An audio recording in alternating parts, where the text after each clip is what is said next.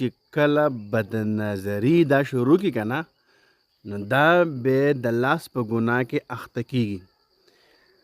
کله انسان بربنډ ویډیوګانې وګوري یا داسې بدنظري استعمال کړي، لکه په مثال کې په لاره به رواني زنانه ته به وګوري، په بازار کې به رواني زنانو ته به وګوري، یا داسې نور چې هغه زما او ستا په زندګۍ کې نقصان ما او تا ته میلاویږي. لکه نن سبا که موږ او تاسو وګورو که نه نو زمونږ او ستاسو وروڼه ټول خویندې په دې موبایل کې مبتلا دي.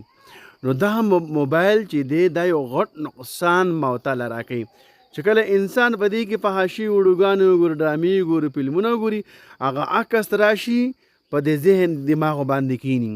د هغې نه وروسته بیا د انسان له مزه ورکي د دې د وجې نه هغه خپل شهوت دا لاسو په ذریعې سره خارج کړي.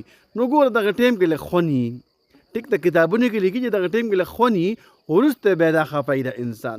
یو دې نقصانات دا دي. ګوره اولنی نقصان دا دی ستا په رزق کې به کمی راځي، ستا رزق به چېرته زیات نشي، رزق به دې کمی راشي، په کور کې به ستا غربت راځي، غریبي به په تا باندې راځي، ستا په ژوند کې به خوشحالۍ نه راځي، ټول عمر به ته ټینشن کې، ټول عمر به ته خفګان کې.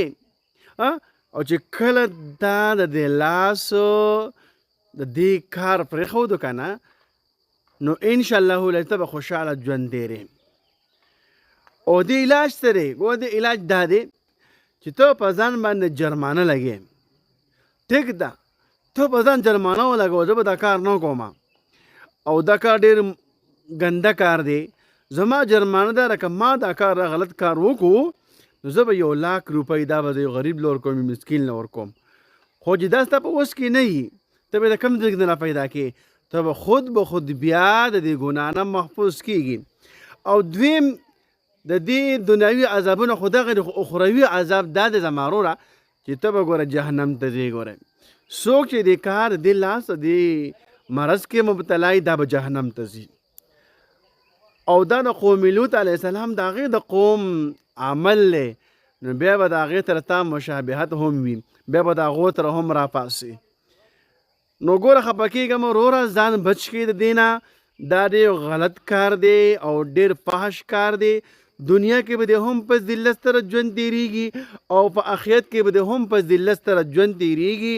په دنیا کې به ته سکون نه وي، ټینشن برته وي، هر ټایم کې به ستا ذهن ته وسوسې راځي، خیالات پې راځي او د ژوند نه به تنګ راشي، بیا په آخره کې خودکشي وکړي زما وروره.